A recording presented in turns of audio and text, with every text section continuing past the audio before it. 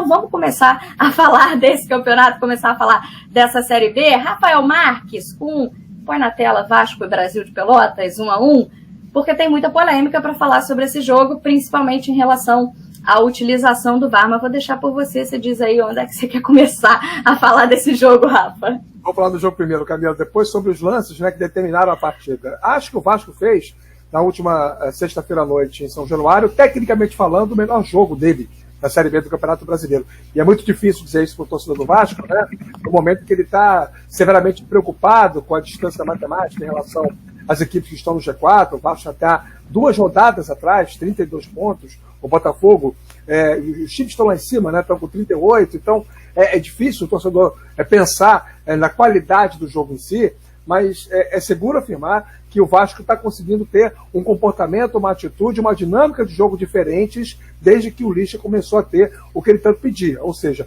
mais tempo para treinar o time, mais dias cheios para fazer treinamentos. O Vasco hoje tem movimentações táticas interessantes, as diagonais dos laterais, principalmente o Zeca pela esquerda, o Marquinhos Gabriel flutuando enquanto ele tem fôlego pelos dois lados, triangulações apoiadas tanto pela direita quanto pela esquerda, depende da dinâmica do jogo. O Léo Jabá faz muito bem o papel pelo lado esquerdo, o Peck um pouco menos taticamente, mas tecnicamente contribui mais pelo lado direito, Andrei com muita autonomia para ser um meio atacante. O Vasco hoje é um time com muito mais repertório de futebol coletivo do que tinha antigamente. E os números do jogo, nós temos aí uma tela sobre esses dados da partida da última sexta-feira, eles reforçam a nossa tese, né? Olha só, Vasco e Brasil de Pelotas, posse de bola, quase 66%, isso é uma coisa sem precedentes para o Vasco na Série B. O time do Vasco estava se notabilizando por ser muito mais reativo do que propositivo, contra apenas 34 do adversário.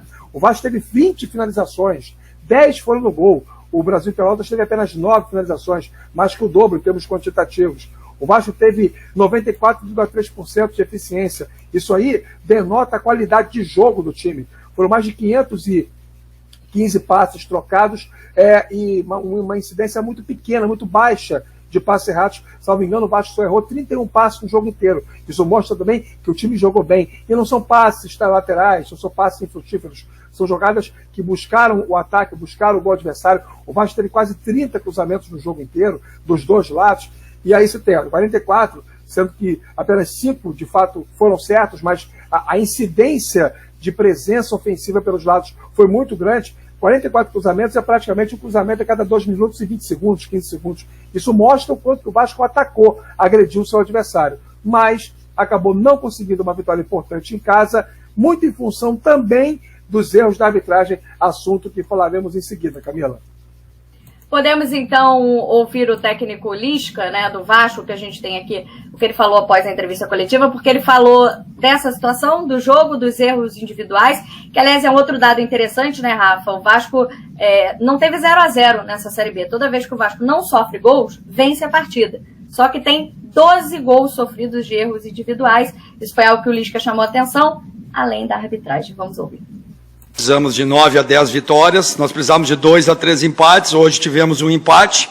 Claro que a frustração veio pelo resultado, não pela luta dos jogadores, pela entrega, pela superioridade do Vasco, né, em posse de bola, mais de 75%, trocamos mais de 520 e poucos passes, tivemos 23 conclusões contra 7, passamos a noite inteira agredindo, tivemos pênalti que voltou atrás, esse pênalti eu não vou nem discutir, que pode acontecer, é um lance duvidoso. Agora o gol do Daniel não tem discussão, né, gente? Não tem a mínima discussão, eu acabei de ver o lance.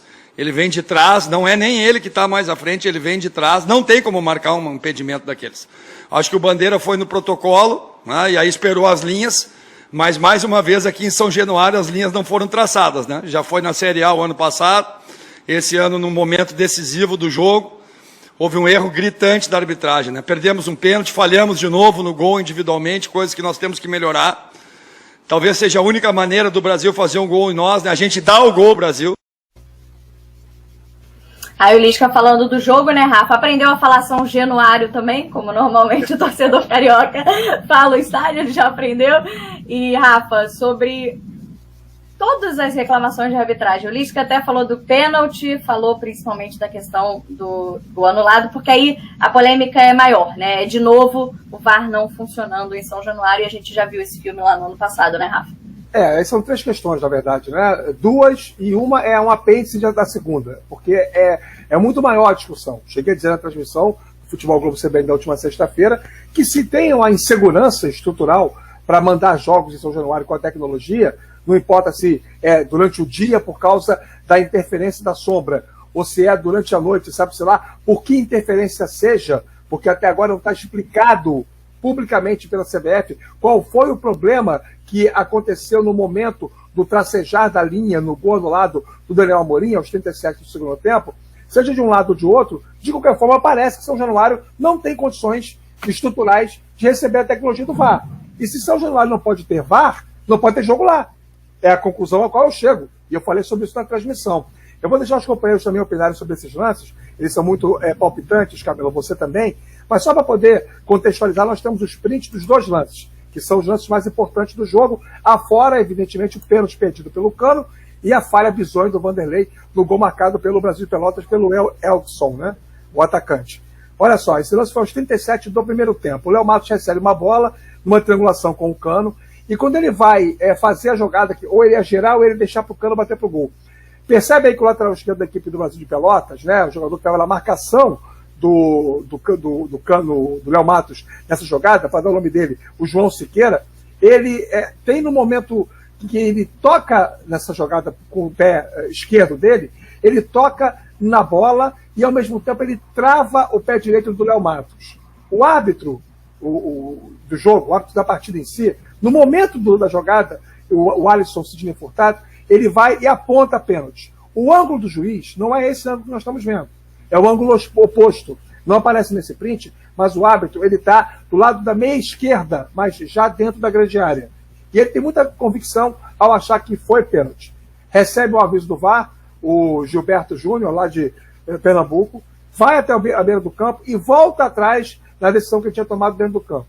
Ele marca o pênalti com convicção e depois ele é alertado pelo árbitro, na opinião do árbitro de vídeo, não houve o pênalti, alertado pelo VAR, ele vai lá e desfaz a marcação de um lance que ele viu. Ou seja, isso vai de encontro à última recomendação da FIFA, feita em julho, para interferência mínima.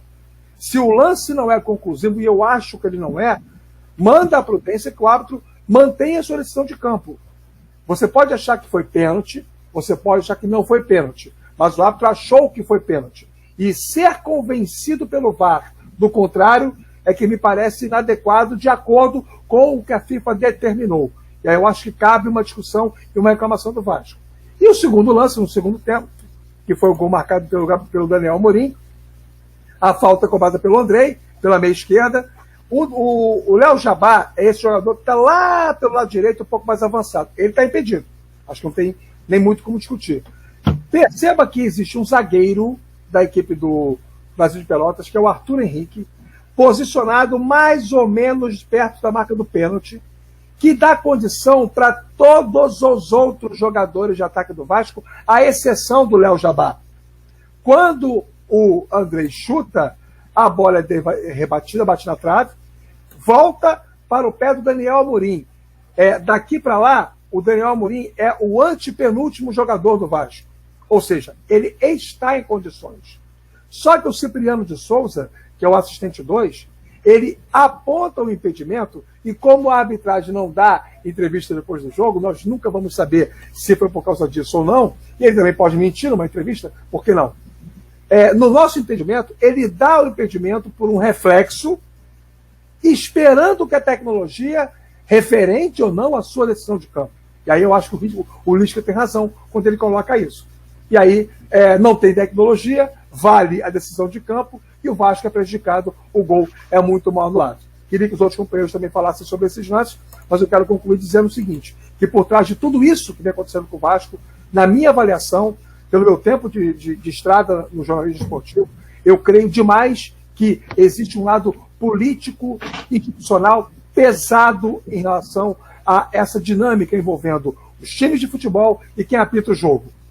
Ah, Rafael, você acha que o árbitro compensa? Não. O que eu acho é que, por ser um fator humano, é natural que uma instituição, quando é classicamente prejudicada por um erro da arbitragem, já fique uma coisa sugestionada para os jogos subsequentes. e que, se ainda assim essa instituição continua sendo prejudicada, isso denota, para mim, perda de prestígio político da instituição.